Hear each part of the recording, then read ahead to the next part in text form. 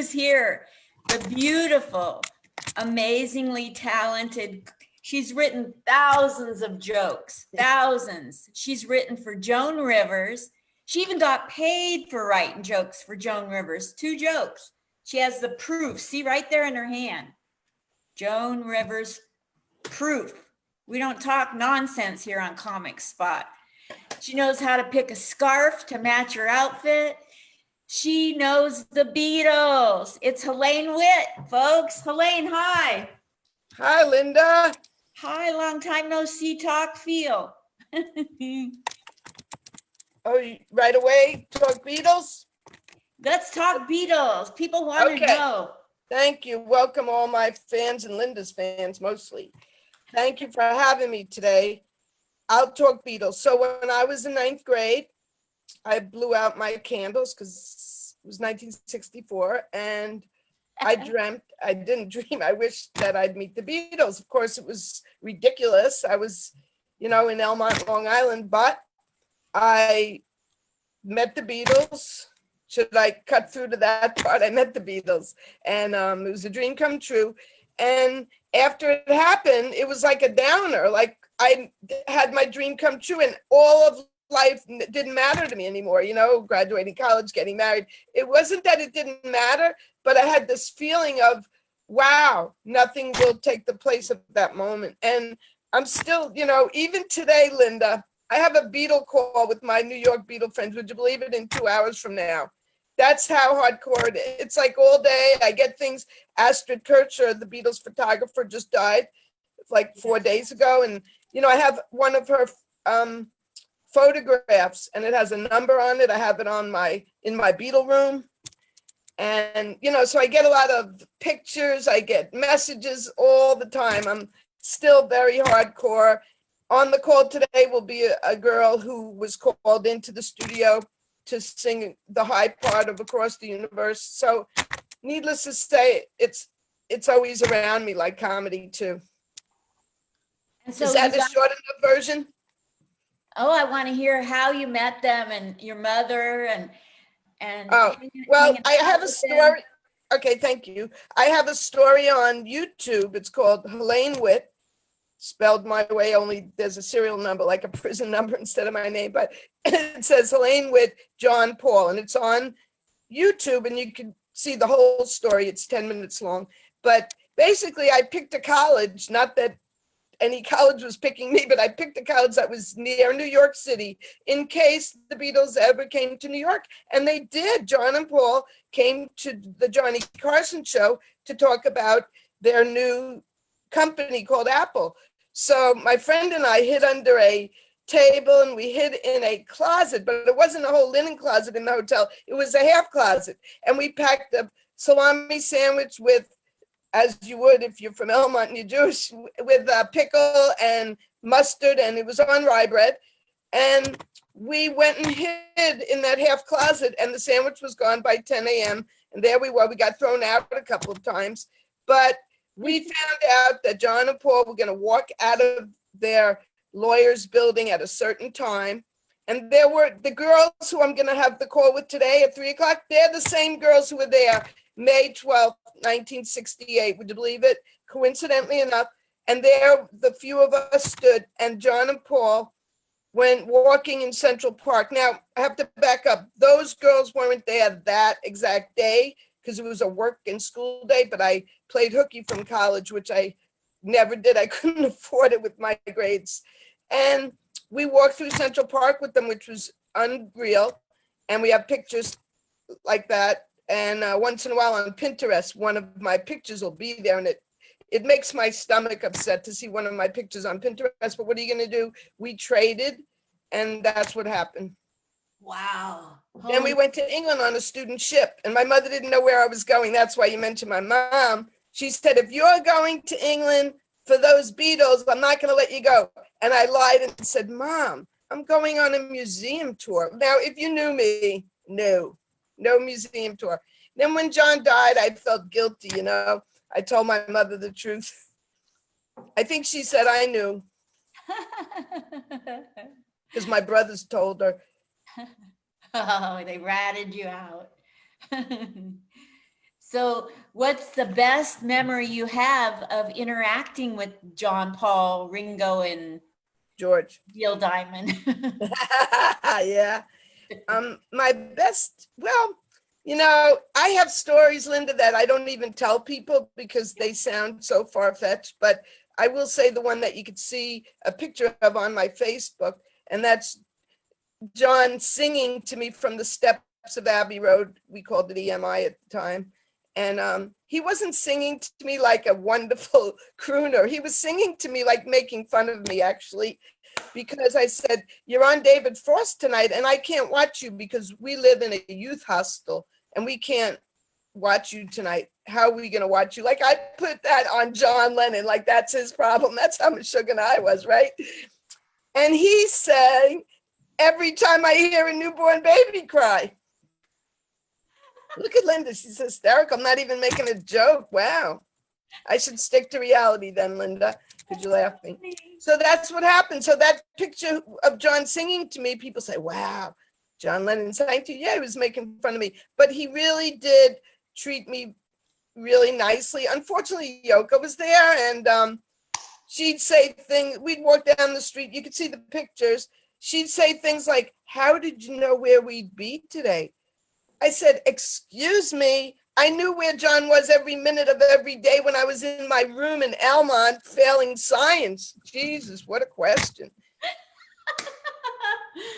Oh my gosh. Do you have more you want to say about the Beatles?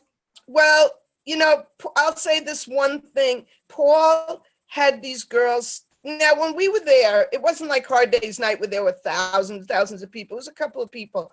And Paul would speak and the girls would feel so intimidated, but I wasn't because I cared about John. So when Paul would talk, I would listen, and he said some things that were really amazing. We sold him our Instamatic camera, which didn't work while he was in Sardinia with Francesca Hilton. It didn't work, the camera. And he asked how much it cost, and we told him $14. And some people think Paul's cheap to this day. He's also the richest man in music, but he gave us exactly the money it cost. So that's a little bit about the story. Thanks for asking, Linda.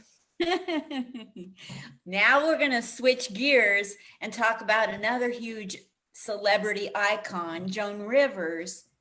And I want to hear how you got to the point where it's great that you wrote 2 jokes and you have proof, and that's great. I want to hear that. And I also want to hear the lead up. Like, what was in your mind when you were thinking of getting a hold of her to send her jokes? Thank you. How did that happen? Thank you, Linda. So first of all, I sold her more than 2, but 2 are what I have on tape and CD of. I have VHS tape of her saying the joke on Johnny Carson show, but I think I sold her 10. So what happened was and this is also a story, my 2 big stories on my YouTube called Helaine Weiss, Joan Rivers, oddly enough, on YouTube. So I was walking down, thank you, Linda. I was walking down the street in San Francisco where I was living after when everyone went to California with their flowers in their hair. And I'm walking down the street on Clement Street in San Francisco. And I didn't know anything about comedy. Trust me, it was the furthest thing from my mind. And this Barker, the late John Cantu, he was a Barker. He wore like well, anyway, he was going, "Comedy, comedy, comedy, come to the comedy club." And he said, "Come on in." And I went in, I don't know why. And he said, "Stand on the stage and just look around." And that's the famous club that Robin Williams started. Stephen Pro was there. Everybody was there. But this was just John Cantu asking me to stand on the stage. And before you know it, he sold me his improv class, his writing class. And in return, and I didn't have that much money. Like I was living week to week. And I had like a secretary job. And I said, "I'll tell you what, I'll type your manual for you. And I'll start a volunteer program here at the Holy City Zoo. It cut the cost a little bit." So anyway, John said he wrote for comics, and he told me how he wrote for comics. So that's how it happened. At the time, Joan Rivers had her album called What Becomes a Legend Most. And my friend Bob Reynolds and I would listen to it. And before you knew it, it was like I was channeling her. like you love Wendy Liebman. It was like I was channeling her, and I wasn't into even doing anything like this before this happened. So I would think, like, what would Joan Rivers say? And at the time, Liz Taylor was the butt of Joan Rivers' jokes. So I had a typing job. I went to work, and I just, with my Selectric typewriter, I would just sit at my lunch hour and write jokes. And oh, I didn't tell you. Do you want to hear? Well, anyway, you go to the library and you look up their manager's address. Yep. In the library, there were books in those days. This is like 1985, 86. And I wrote to her, and they wrote back to me on this pink, see the pink paper? I got a pink envelope, and we didn't have internet then, and see her stationery. And it said, here are the subjects to write your jokes about. And they give you $10 each. Now, it's not cheap, because every night she had to have new jokes. Could you picture Kimmel or any of them? Every night the jokes have to be topical. So who cares what she gave me? So she'd say, write about Liz Taylor, and I'd write a page or two about Liz Taylor, channeling her. And that's how it happened. So my friend Bob Reynolds taped the show every night because we were studying, listening to the album, studying the jokes from the night. And that's how it happened. And then I've met her a few times, and she's always been so nice. And the last time, this is so nice because it was right the last time she performed where I live. I usually go to see her at the bookstore in Manhattan because she was writing a lot of books, and I'd buy one and she'd sign it, and I'd slip her a card and say, here's an idea for that joke you do. And her people would take my note. So anyway, they said right in front of her, Helaine, what are you doing on Long Island? We thought we'd see you at Barnes and Noble. And it was like, whoa, I can't believe they said that to me. I went to Long Island for the book signing this time because I was going to see her that night. So that was a thrill. She's always nice. I watch her with the other fans. People, after the hurricane, they were coming up to her like she was Mother Teresa. Joan, my sister-in-law's father's brother's uncle died. Things like that. That's how they talked to her. And she'd say, I'm so sorry. Things will be better. And then she talked to her assistant. She said, are you okay going home by yourself? Things like that. Like she was amazing. And I'd go to see her twice a year. She performed. She'd do the same set, but she'd put in a few extra new jokes in the middle. Amazing. And you know what I did, Linda? I'd write, because John Cantu taught me this, I'd write tick, tick, tick, jokes per minute, laughs per minute.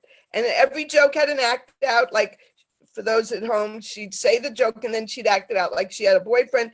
She said he couldn't walk, so she was like wheeling him with the wheelchair up the hill. No, we're not going to drive, Joan. We're going to walk. And then she would just act it out. Him walking, going up the hill. She's pushing him up, up, up, up. Oh and God. she has cue cards down on the floor. You heard about that? I heard about that. Like, boy, would I like to have had that about 5 years ago. Haha, yeah, the big ones, right? Yeah. Well, you did a great job with what you did with your, Brain injury. when you held them up and nobody could tell they were there. Yeah. She let people know they were there. Yeah. So that was that, and it was great. And then, when she died, it was like a friend died, Not that she knew me or I was invited to the funeral, but. Yeah. And now I do jokes about the fact that she's dead. Could I use, I signed a 6-page contract that I would never utter those jokes again, except for the ones that she did on TV. So my joke is, her lawyer's not dead yet. That's funny. Of Oh, course. Linda, can I just share this? This is a Yeah. letter from Sabrina. She's been on Joan's reality show, if you watch the show. And Okay. it says, Assistant Miss Rivers, it says, we moved our office and we found your jokes behind this cabinet in some boxes and files. Wow. Please feel free to submit any new material for our consideration. That was May 24th, 2000. They moved and they found some of my jokes back behind a cabinet. That's funny, right? How sweet is that? We deeply regret any inconvenience. Meanwhile, I'm pacing the floors at home. How come I haven't bought any? How many years did they go without cleaning back there? That's a good point, Linda. You might want to Facebook her and see if she appreciates that comment. Because she's still around, Sabrina. From 86 to 2000, Linda, they didn't sweep behind there. Sounds like behind Mike today when I was brushing up some powder. Oh my gosh. So I want to tell the people who you are, because I met you. We got to know each other on Facebook, talking on the phone, and you're the reason why I even went on my trips to New York. You're the one that hooked up so many opportunities and introduced me to so many people in New York. I mean, I wouldn't even know of Gladys Simon, let alone know Gladys and everybody at Comics 555 if it wasn't for you, Helaine Weiss. You got me gigs, you drove me around, you helped me transform my own personal life. I used to drive you Meshuggah for hours telling you everything I went through from childhood. You were like my shrink. And so I know you very well and you know me very well. So I want to make sure people here know what kind of human you are. I'll be on the phone with this lady, Helaine, and she'll say, just a minute, excuse me, are you lost? Where are you trying to go? She'll talk to anybody, strangers. She does it out of her heart. Sure, they'll come to her shows because they love her, but she's doing it out of a pure, she cares about, like, I gotta go, the train's gonna take off and I don't want to make this guy mad, making him wait for me. You care about every person you come across, and you work at helping people transform their lives. And I can't think of a better human than you. Wow. Thank you, Linda. I thought of I'll let that in. Thank you. And I really, is this a good time for me to acknowledge your interview skills? Sure, go right ahead. Okay. Besides the interview skills, Linda is such a caring listener. I watch her interviews and sometimes I say to myself, wow, this person's going off. They're so this or they're so that, and I'm judging in my mind. And Linda is so gracious. I'm saying, is she dozing off? Because I would if I were her. Oh, she's not even dozing off. And she has 15 interviews today and she's not even falling asleep. This person, talk about a shrink. This person's going off about themselves. And Linda is so caring and generous and such a good listener. And after listening and listening, what happens for people, because that's one of the things I'm trained in is listening. And after Linda listens and listens and listens, that person, a new possibility emerged for that person where they could see, oh, there's somebody else on this planet than me. That's a terrible thing to say. But Linda's that caring, and she doesn't even notice anything like negative about people because she's so giving and caring. Just the fact that she's doing these interviews just to make life happy. I mean, I can tell you stories. Linda has a joke about me that I'll be driving and I'll say, hey, you cut me off, mother. And then Linda will go, I'm telling Ringo Starr, peace and love, peace and love. And yet Linda is walking down the street and she goes, who could I make happy? Hi there. Would you like to hear a joke? Even the other day, yesterday, Linda said, I'm going to take a walk down the strip. And Linda said to someone, hello. He was at the bus stop. She said, hello, how are you? And I'm thinking, mask or no mask, I'm not saying hello to anybody. And maybe I don't make people wait, but I'm not as, Linda's commitment is to make people laugh on the train, on the van, on the tram, wherever she's living, Portland. She's just committed to having people have joy in their life. And I met a veteran on one of these open mics, Linda, because I do more gigs now than I ever did sitting home. And she's been in the service full time, like 30 years. And I told her, you got to meet Linda Marcus Smith. And she said, would she mind if I friended her? I said, well, we'll see if she does. But the point is, you and the veterans, you just love veterans and you love people and homeless people. And I can't say enough about you as well. And your drive to perfection with your comedy. I'm usually winging it. Someone said, you're going to be Joan Rivers. You're coming on in 5 minutes. you're going to play her on this radio show. And I said to myself, gee, you really should have thought of what you're going to say. Okay, it's Joan Rivers and Peter Sellers next Wednesday. I wait for the thing to start and I go, I have no idea if they ever even met. I don't even know what I'm going to say, but not Linda. Linda will study and study and study. So that's what I want to say about you. And you're so glamorous. I said to myself, you better not wear your t-shirt today. You better, in Linda's honor, look at these earrings. They're bigger than Chicago. Oh my God, those are beautiful. You probably gave me these. Uh-huh. They clip on. Yeah, you agree. And then Linda's always like how she could wear a prom gown in a pandemic. God bless her, with high heels. I can't wear a heel. Oh my God, I showed Gladys this tiny heel this big because I had to show it to her. It's in the closet. I never could wear it. That's what I wanted to say about you. Thank you so much. It's been such a pleasure to see you again and talk to you. It's been a while. Where do you want people to follow you besides down the street? Yeah, in this pandemic, and I live 8.8 miles from the hospital, and I live in an Asian neighborhood, so please do not follow me. See, I have a good excuse not to be friendly now. Oh my gosh. Are we leaving? Because I just wrote some jokes during the Zoom and the pandemic. But do I have any time for those, Linda? Yeah, do some jokes. Are you kidding me? Sure. Saying goodbye. Okay, one of my jokes is this. I go into these Zoom meetings with these people from my transformational organizations that I'm part of, and I've been on a few. I've spoken. I've done one with a foster group. I've spoken to families in Asia. I mean, I'm on these calls, and that's not part of the joke.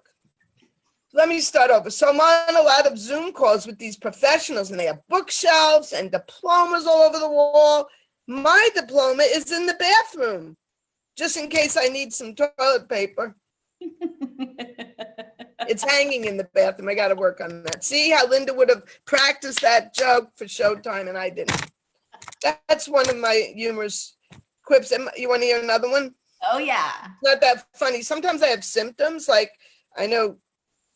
Anyway, sometimes I have like a sniffle, a cough, or a sneeze, and our friend Bruce has been sick for 2 months. Every day we text before he was sick and after. So when I wake up and I'm sneezing or I have a stomach ache and I think, uh-oh, I say, Bruce, you didn't tell me I could catch it through texting.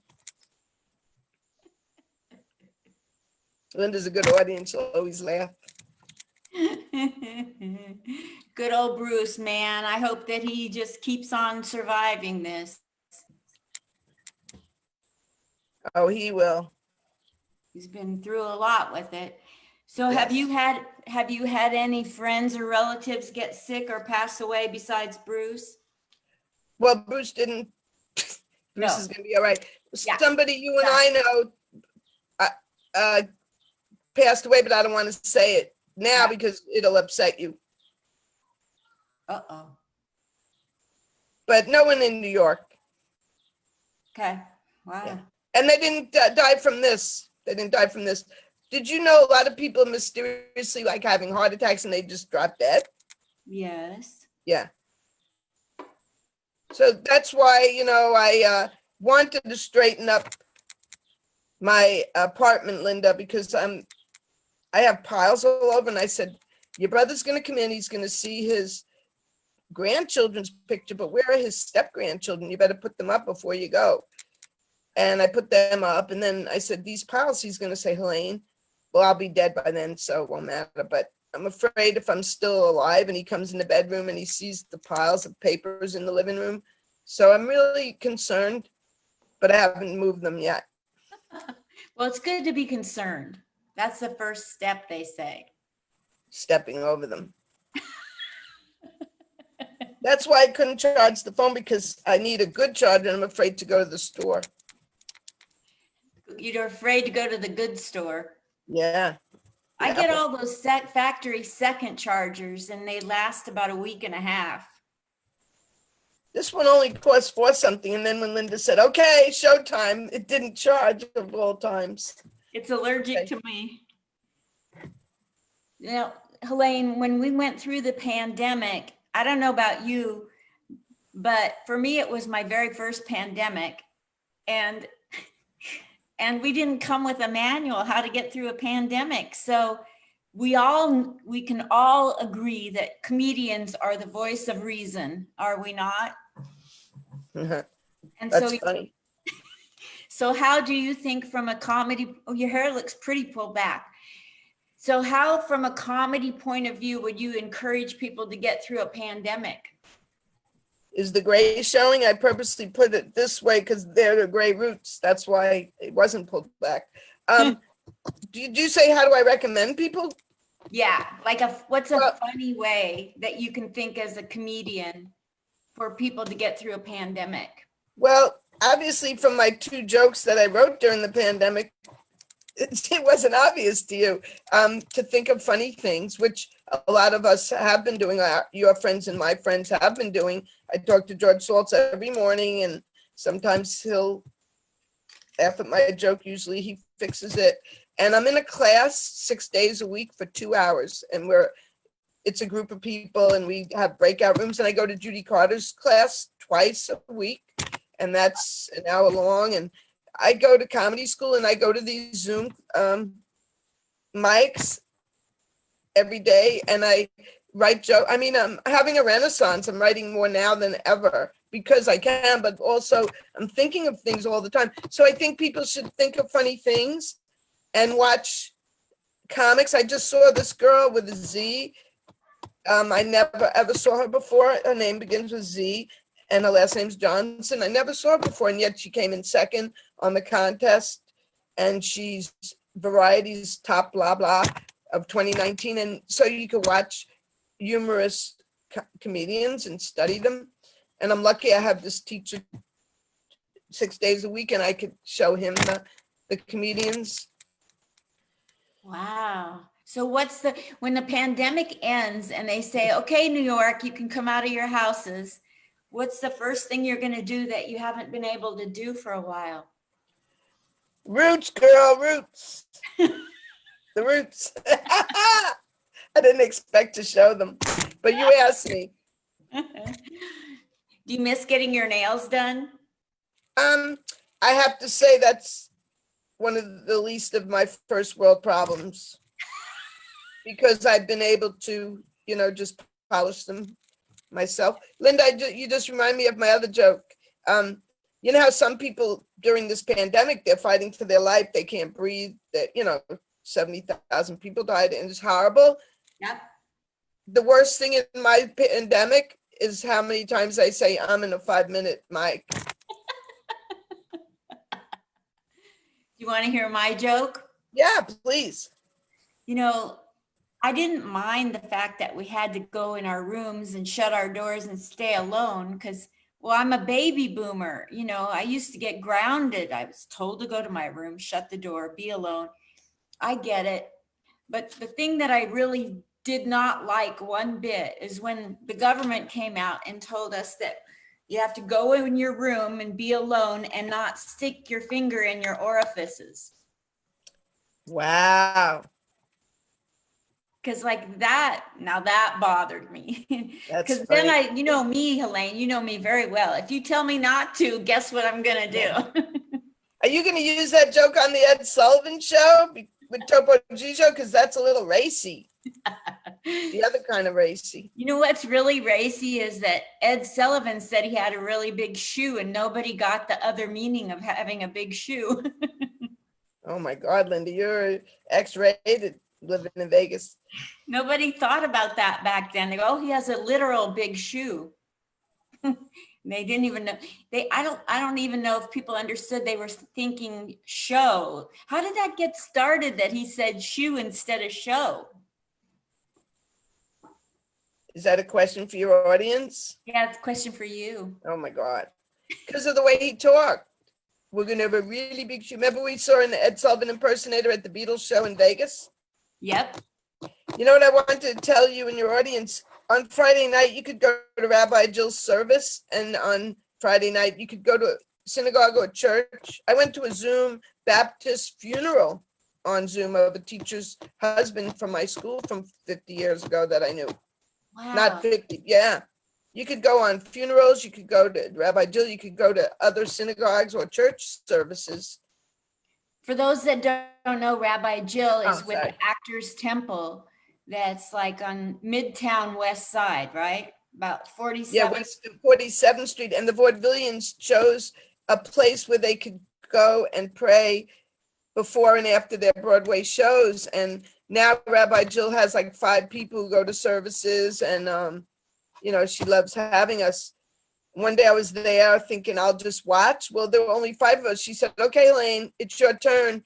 And I was going to comedy class. I was stuck there because there's only 5 people at service. It was kind of funny. So I stayed and I texted my class to say I was late. But I thought of another joke for that, Linda. You want to hear that one? Oh yeah, let's go. Okay. So there was a term called something like may your Nahama, blah, blah, your Anaya. But then one of my miscellaneous club members, because I'm named Helaine and we have a club, she meditates and she's a blah, blah spiritual something or other for 50 years. She invited me onto her website, to her Zoom class. So there I am, my Nahama's giving me an Anaya. Then I switched to her and my mantra and my chakra are coming through the top of my head and giving me peace. So then I switched them and I went, may your Nahama give you a chakra, may your karma give you an Anaya. I got them all mixed up with all these Zoom classes. So that's the third joke I wrote. So I'm sorry the pandemic's going to end. Oh my gosh, it's coming to a brutal end. Now we have to get out and be social again. Well, you're doing an amazing job with your interviews. I just made that one comment about your interview, being patient, but I mean, you're seeking out people. I find myself going, Linda might want to interview this person, this person, this person. Then you're just doing an incredible job. Thank you. You can You're tell just really good at it. anybody that's a friend of yours, if they have a joke, even if they're not a comedian, if they want to make people laugh or talk, give credit to a comic and do somebody else's material, but say that it's, who it is, they can come on and make people laugh for 5 minutes. If they're a comic, 15, 20. Anybody, all your friends, send them. Well, these are even people who maybe you already reached out to, but you're just doing a great service and a great job. And I find myself watching them. I wake up and like I'm still have the channel on to the next one and the next one and the next one. Thank you so much. I've only done 189 of them so far. Unbelievable how motivated you are. It's ridiculous how much you get done in a day. I had 150 of them that I did during the pandemic. Wow. And you got a new computer, you said. Congratulations. You were doing them holding your phone. You must be in ecstasy with the new computer. I am. This is so easy. I feel guilty. How did you set it up yourself?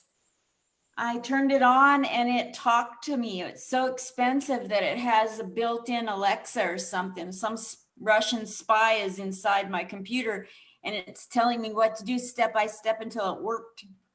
It knows. All you had to do was plug in one thing, because Bruce got a new computer. His didn't cost, didn't have a person inside like yours. And I marvel at people who could put together their own computer. God bless you. And now you used to hold the phone, and even then you persevered till now. You're just unstoppable. That's one word for Linda, unstoppable. Thank you. There were a few people who will go nameless that said, I'm not going to let you interview me. You're holding a phone to your laptop. I'm going, you're welcome. Wow. So I'm grateful. So did they donate a brand new one so that they like the way you do it? Hell to the no. Hell to the no. It's been wonderful catching up with you, Helaine. You're an amazing person in my life, and I'll never forget you. Thank you, Linda, and thank you to the 3 friends of mine who I know are listening. One good thing about the pandemic, we don't know what day it is, so we don't have to worry about wearing the right day's underwear, right? That's funny. I got those for Hanukkah once. How do you like the way the memory comes right back 400 years later. It's unreal. But I can't remember like where I put the charger. Okay, thank you. I'm sure you have to go eat something. I haven't yet seen you eat in 40 days. You interview people around the clock. I said she doesn't even like take some raisins or anything. I was eating with one guy. I was eating and I felt so bad that I was eating during the interview. But now I cut the interview shorter so I can eat in between and drink, stay hydrated. Unbelievable. That's what I mean about you. No words. Okay, thank you. Love you lots. Hug everybody when we're allowed to by law. Okay, bye. Bye. Love you. Love you. Bye. Bye. Everybody's talking at the